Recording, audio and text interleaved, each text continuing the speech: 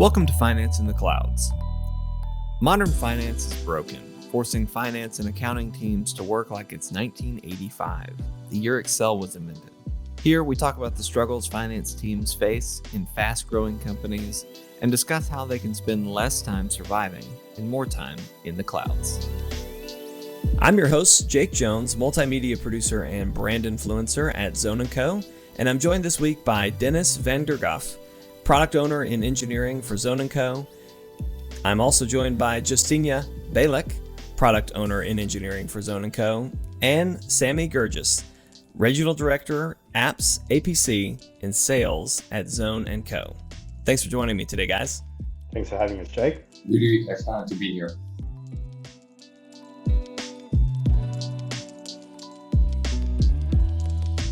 E-invoicing is slowly but surely taking over the finance world. Today, we are going to discuss what it is and how to prepare your business for e-invoicing. So, thank you all again for joining me today, guys, to talk about e-invoicing. You are all experts in your own right on this topic. So before we really begin, I just want to give you guys a second, give you some space to introduce yourselves. Tell us a little bit about who you are and what do you do for us here at Zone & Co. So, Dennis, why don't we start with you? Thank you. So I'm Dennis van der Graaf. I'm working currently as a product owner at Zone & Co. I did start approximately 6 years ago when the company on our side was still Fast4. Recently, we did merge with Zone & Co. and now are one big family. On a daily basis, my job is basically to work with our suite apps. One of the suite apps is the Zone Capture, where we will talk about today. And basically what I do every day is making sure that the application is running smoothly and is improving and enhancing over time, so that we do offer all the benefits that the customers are expecting from our suite app. Great. And Justyna, what about you? Hi, my name is Justine. I joined Fast4 2 years ago as an application specialist, so I have experience in implementing all our suite apps. And during that time, I had an opportunity to get really familiar with e-invoicing. So this is the reason why I'm here today with you to share some experience. A few months ago, I joined Dennis as a product owner. So now in Zone family, I'm the part of the product team. Thanks, Justyna. And Sammy, bring us home. Tell us about yourself. Hi, Jake. Thanks, guys. I'm super excited to be here. My name is Sammy Guirguis. I'm actually based in sunny Australia down under here, and I'm the regional director for the suite apps. And I look after the APAC and all the APAC customers.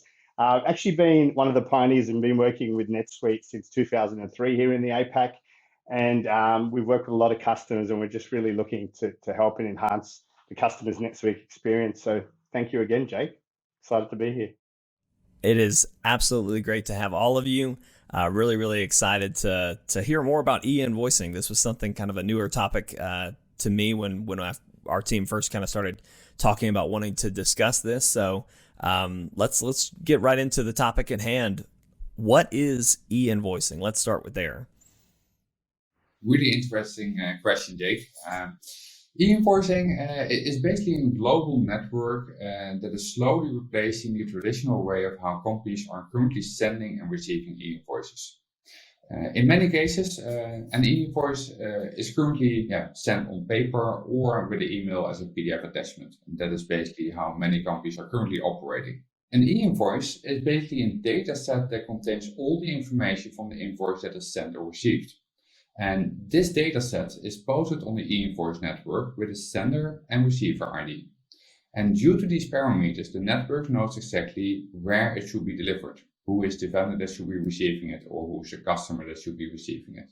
The delivery of the data set is happening fully automatic, and in many cases this happens within a few seconds. And due to the fact that the sending and receiving is automated in full, so it is a fully automated process, everything can be started with just a click on the open button or with a full automated process on the side of the company, all depending on the business needs. So the e-invoicing is basically a more major way of sending and receiving your invoices without actually touching a paper or reading a PDF. So Dennis, I'm hearing a lot of positives. I'm hearing a lot of really convenient. It sounds like convenience to me. But what are some of the other benefits that e-invoicing can provide to businesses and people, customers? Also a really good question. So in this case, the e-invoice does provide benefits for 3 different parties. And that is the interesting part about e-invoicing.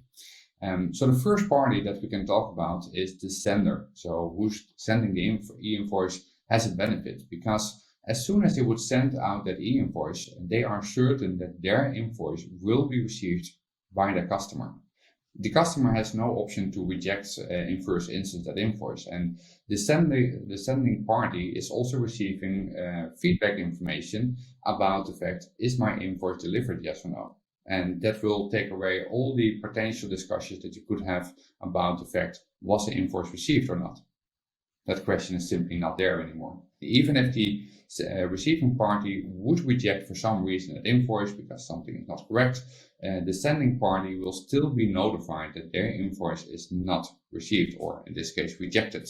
So this is of course really interesting for the sending party to have that full control and auditability, traceability inside your own application.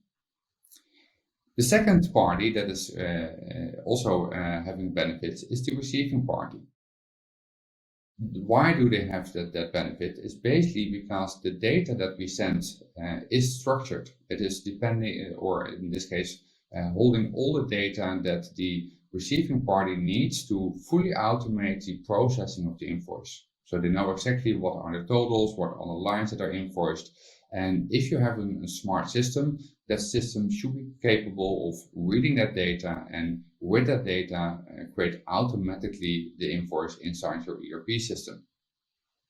Also, of course, another benefit is that there is a lower chance of scam or fraud invoices with this behavior. The third party, and that's, I think, most likely the party that's the most interested in the e-invoice section, is the government. And the government can do many things with e-invoicing, and it depends on country. So some countries go really deep with what kind of information they would like to see and what kind of control they would like to have. Some countries are less. But basically, e-invoice is going to provide the government the possibility to see and eliminate tax gaps that are currently, of course, existing in many countries. Some countries more and some countries less, but the government will have some control about what's happening and what is invoiced. And there are 3 models that they are using. It could be a hybrid model, where simply they will have a part where they can see that something is sent, but no deeper control, but it could be partially. Then we have a post-audit model. That model basically means that the government can see basically anything that they would like to see, so they have full control and can see all the invoices, and due to that can see exactly if everybody is filing the correct taxes. So also for the governments, big benefits, and it depends of course in which party you are, but I think for all 3 parties the benefits are really clear. It is safer, faster, and less manual work needed. Does e-invoicing help improve commerce between countries potentially even? Does that allow for easier business between countries? Yeah, I believe strongly that it does. Due to the fact that the starting point of an e-invoice is basically a data set. That data set is defining exactly what the invoice is about. So what are the totals, what are the lines that you're invoicing, what are the products that are on the invoice. And that data set is provided to the e-invoice network. And depending on the network that the receiving party is on, the data will be translated into their local standards. So at that point, when the data is received by the customer, at that point, the system will have translated all the data correctly. So they will see in their system the correct totals in the correct places. They will see the correct lines, the correct descriptions for the products that you are sending. So that really simplifies the communication between two countries. And of course, when both countries are speaking English, it is still really, really straightforward. But of course, there could be differences in where text should be entered, for example. But if you are doing business with somebody in China or in a country that has a completely different language, then it can be really complicated. How should I translate the data? What is it representing? What I'm reading here? And that is something that will be taken away with e-invoicing. Obviously, a lot of parties benefiting from what this can do. And it's actually interesting to bring this up because this is kind of what got us into this conversation is different countries are using it a little bit differently. You've kind of mentioned some models here, and some countries it's mandatory. Some countries it's still kind of working its way up. And so I want to ask the question here, what is the expectation to the future with e-invoicing? Is this something that's going to possibly become mandatory everywhere? And then what happens when it becomes mandatory? So Justyna, why don't you take that? Yeah, sure. Let me start from Europe, because I think here e-invoicing is developed in the best way, because we already have multiple countries here in Europe where e-invoicing is already mandatory. So at this moment, I think the most common model is when e-invoicing is mandatory in the business to government flow. So it means if you're dealing with the public sector, if you want to deliver invoice to any public company, they no longer accept emails with PDFs or paper invoices. You really need to send them e-invoice. Otherwise, they will not accept your invoice anymore.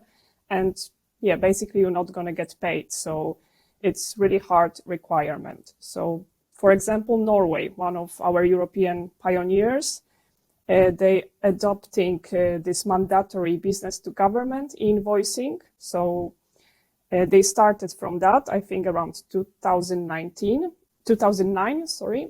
And then what's very interesting in Norway is that companies started to using it more and more also in a business to business flow. So like in Norway, it's not mandatory in business to business flow, but a lot of parties see benefits from that.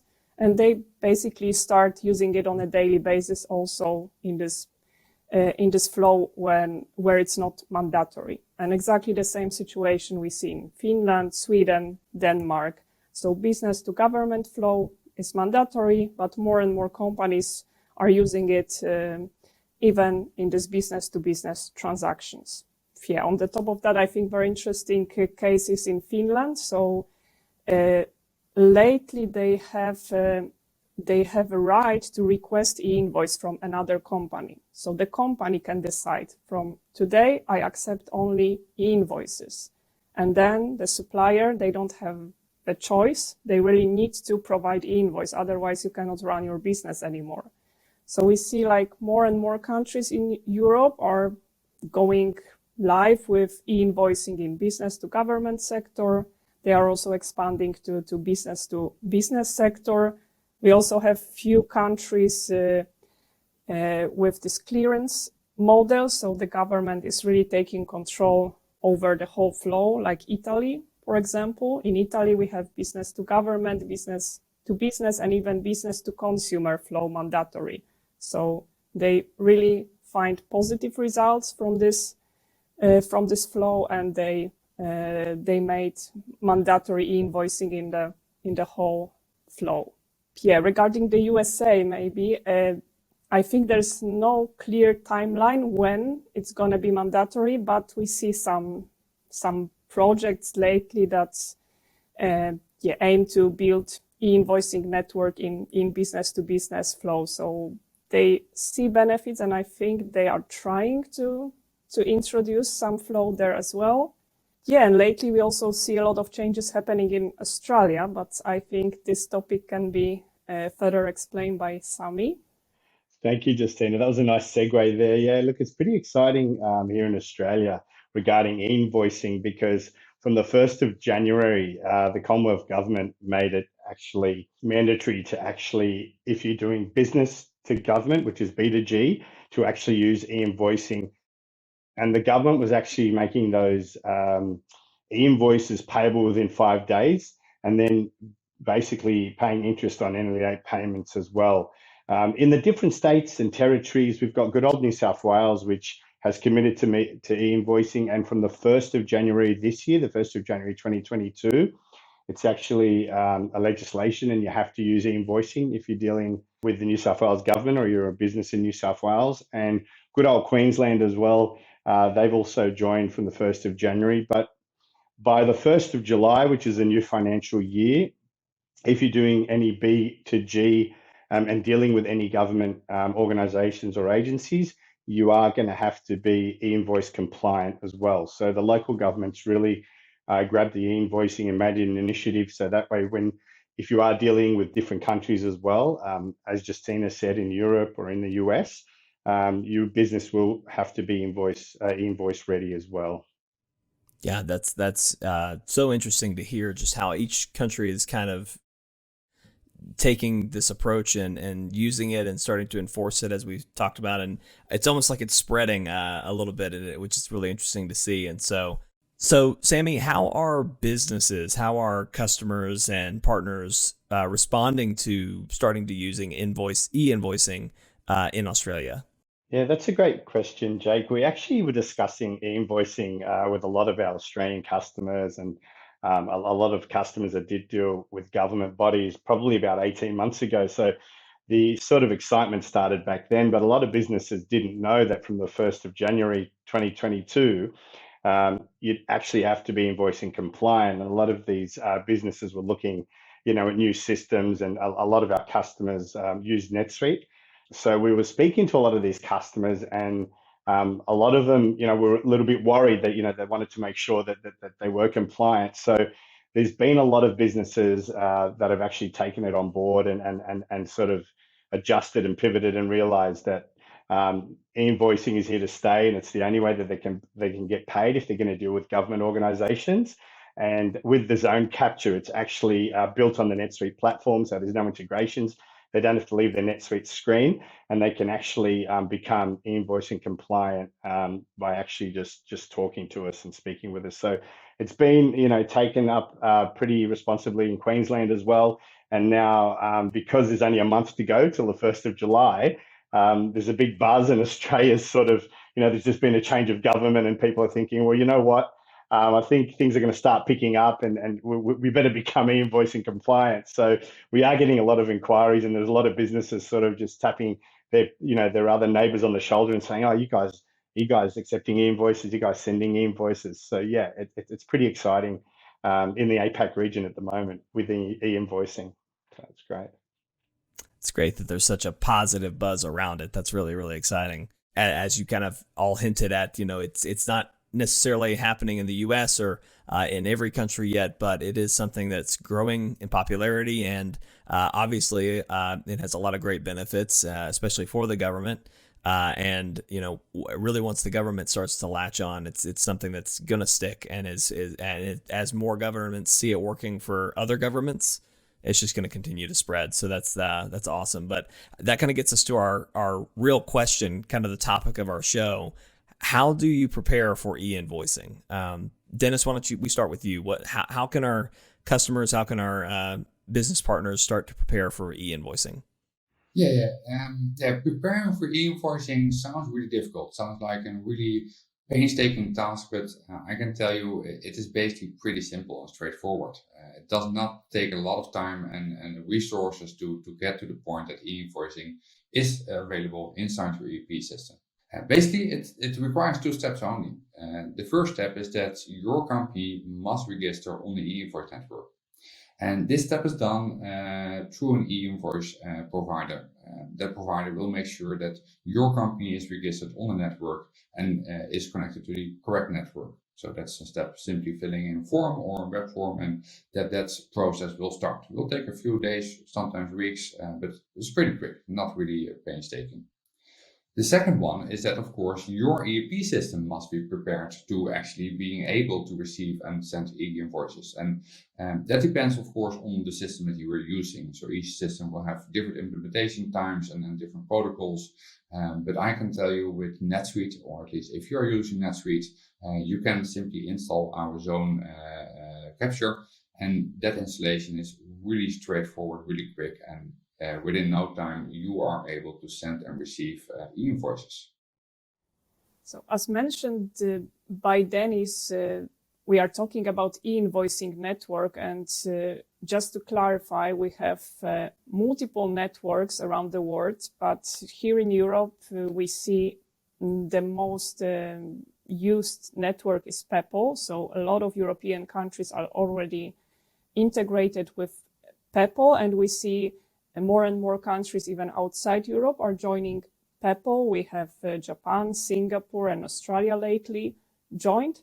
So this is, I think, one of the biggest network that is becoming global. And on the top of that, we have also some country-specific networks. So like, for example, in Norway, we have a special type of e-invoices, EHF.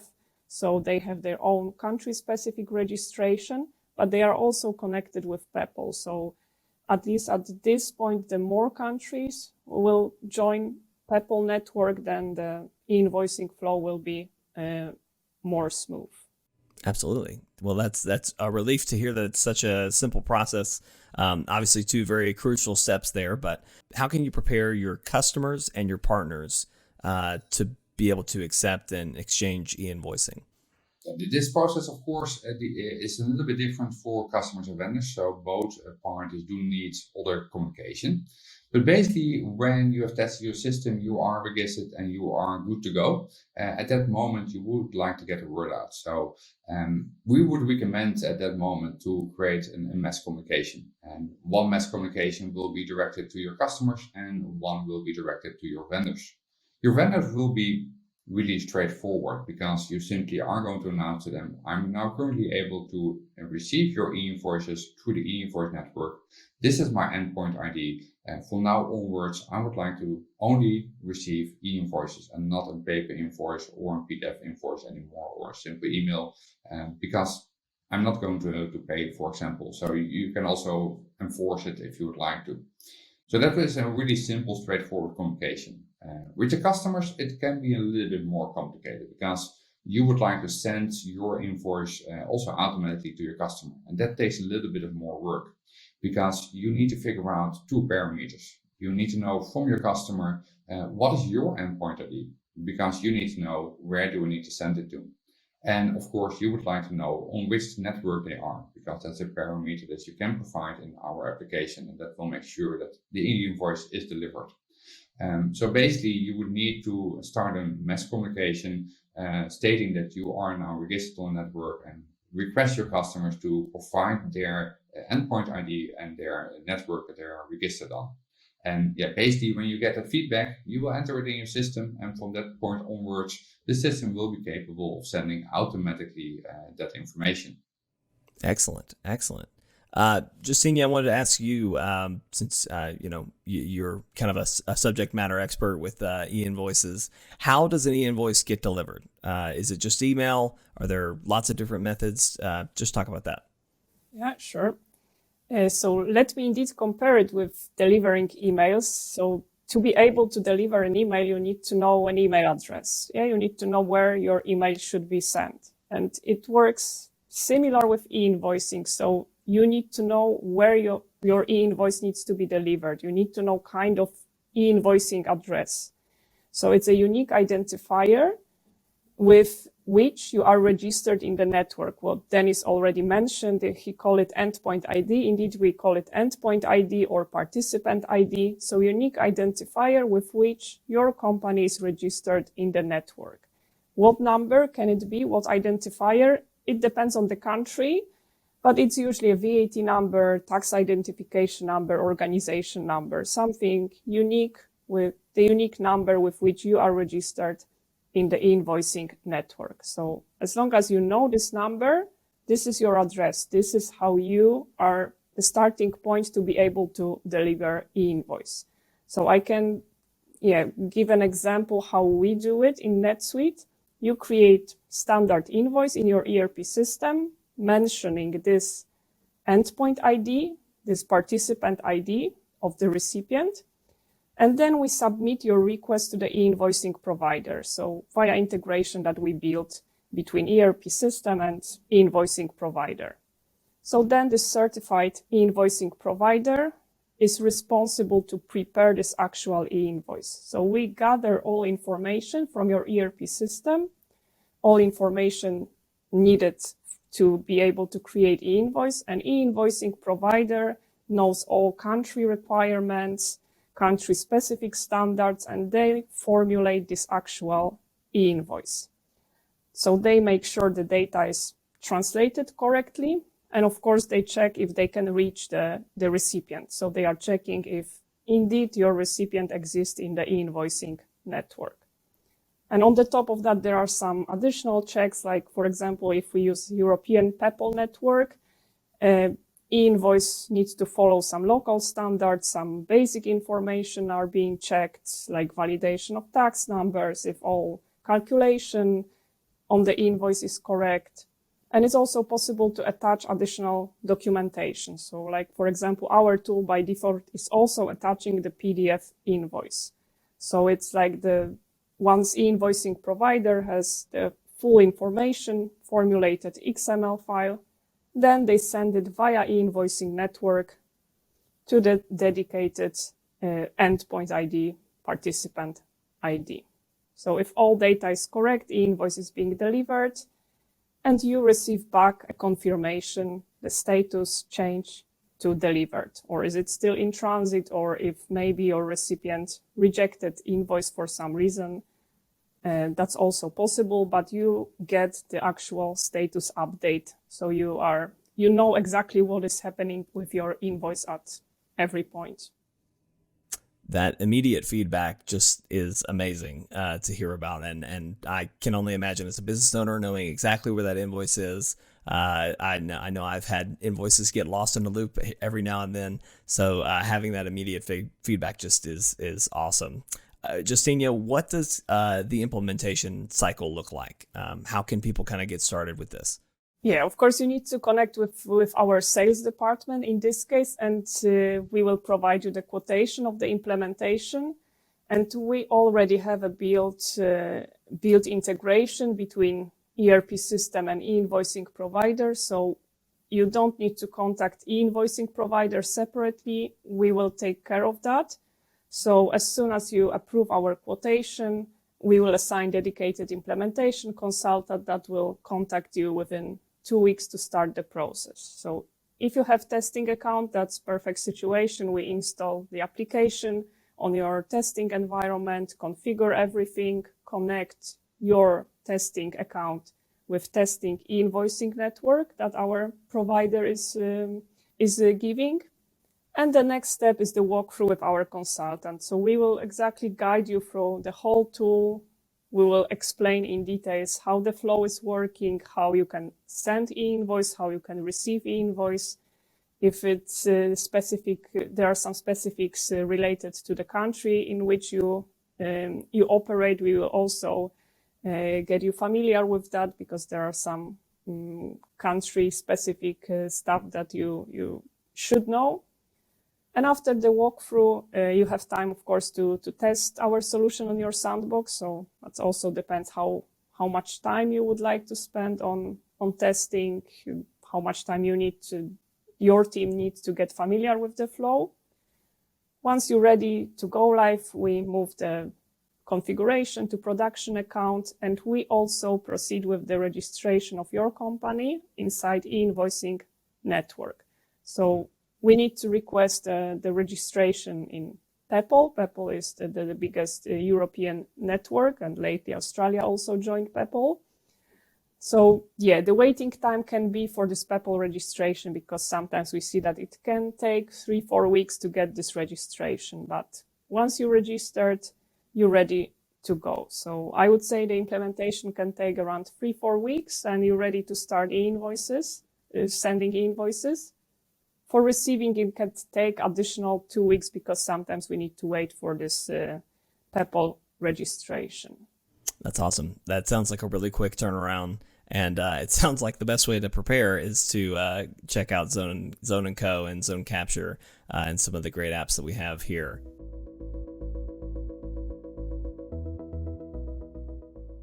Dennis, Justyna, Sammy, thank you all again for a great conversation, bringing your expertise to this topic and just letting us talk about e-invoicing. And hopefully our listeners are just a little bit more prepared to handle e-invoicing when it comes to their country. Thank you. Glad to be here.